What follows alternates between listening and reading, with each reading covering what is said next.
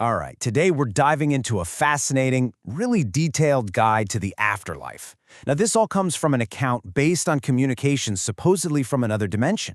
So what if everything you thought you knew about the end was, well, just the start of something else? So let's just get right to it. The big question. What if dying isn't the end? What if you just keep on living in a place that feels every bit as real as the one you're in right now? Okay, so if we're going on a journey, right, the first thing we need is a map. So before we get into what happens to you, we got to understand the lay of the land, the grand design of the cosmos, at least as it's described in this account. All right, so the author's context lay it out like this. The entire cosmos is organized into 7 different levels or planes of existence. We're down here on level 1. This is physical reality, Earth. Now, the main destination after we die, for most of us anyway, is level 3, a place called Eden. And from there, as you evolve and progress, you can move up through the other levels, getting closer and closer to what this account calls the source, sort of the center of everything. But you gotta understand, this isn't like a physical map where you can just fly a rocket from level 1 to level 3. The author makes it really clear that the levels are all superimposed over each other, beyond time and space. Think of it less like floors in a building and more like different radio stations. They're all broadcasting in the same room at the same time, but you can only tune in to one frequency at a time. It's about vibration, not location. Okay, so that's the map. Now for the really interesting part. What actually happens when you get there? What's it like to be you after, you're not you anymore? So, the first thing to get your head around is that dying doesn't just wipe the slate clean. It's not a factory reset. You show up as you. Your personality, all your memories, your quirks, and yeah, even your emotional baggage. All of it makes the trip with you. You don't just instantly become some perfect, all-knowing angel. But then a really profound transformation starts to happen. And the very first step is this deep, regenerating sleep. Apparently, it lasts for about 6 weeks in our time, and it's all about healing and just resetting. And what happens when you wake up is, well, it's pretty incredible. You wake up in a body that looks and feels like it's in its absolute prime. Think 25 to 30 years old.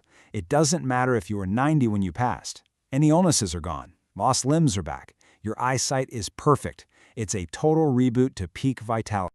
And when you compare that life to this one, man, the differences are just huge. Here on Earth, our bodies age, they break down. On level 3, they're constantly regenerating. Here, we have physical pain. There, the only pain you can feel is the mental or soul-level anguish you brought with you. Even basic things like eating and sex get a total overhaul. Down here, they're tied to survival and procreation. Up there, they're purely for pleasure. So that's what happens to you. But where are you? Where does all this take place? Well, let's take a little tour of your new home. It's a planet they call Eden. And the way this place is described, it's just wild. For starters, Eden is huge, roughly the size of Saturn. It's got not 1, but 3 suns, so it never gets pitch black, just this beautiful, gentle twilight. The climate? A constant, perfect 83 degrees Fahrenheit.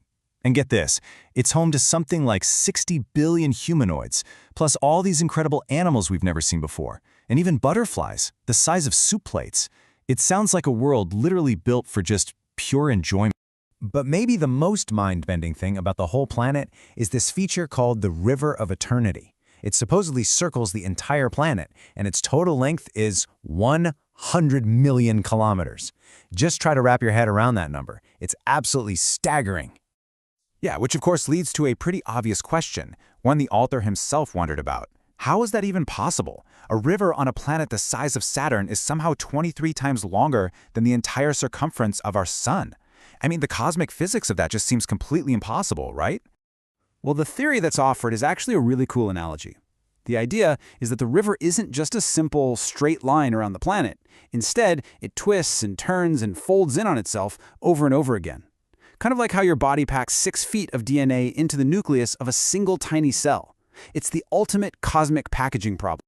Okay, so you've arrived, you've got your 25-year-old body back, and you're living on this amazing planet. But you're not alone, right? So who are your neighbors? Let's talk about the Society of Souls you'd be joining. This is really interesting. Society there isn't organized by countries or governments or anything like that. The organizing principle is something called resonance. It's described as this natural force, kind of like gravity is here, that just pulls like-minded souls together. You naturally gravitate towards your people. the ones you vibe with. And the population you're joining is, well, it's about as diverse as you can possibly imagine. We're talking humans from countless different worlds, from every time period you can think of, all living alongside dwarves, giants, gnomes, even beings that don't have a physical form at all. It is a true cosmic melting pot. But, and this is a really important point, all that diversity means a lot of different baggage comes along for the ride. This isn't some instant, perfect utopia. As the author's context says, almost every one of us arrives here with false hopes and expectations. You know, people might get there and be kind of bummed to find out that the person they couldn't stand on Earth is also in paradise with them. It just goes to show you the personal growth. That journey definitely continues. So, what's the underlying rule? What's the physics engine that makes this entire reality run? Let's get into the one fundamental law that governs everything we've talked about.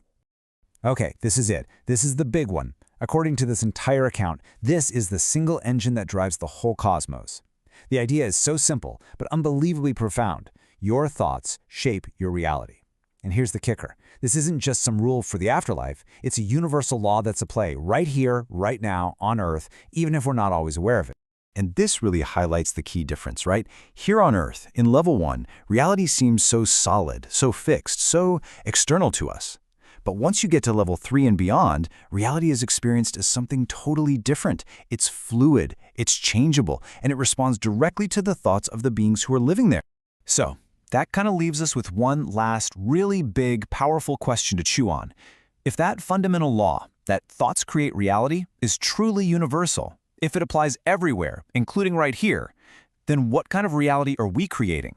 What reality are you creating for yourself right now with your own thoughts?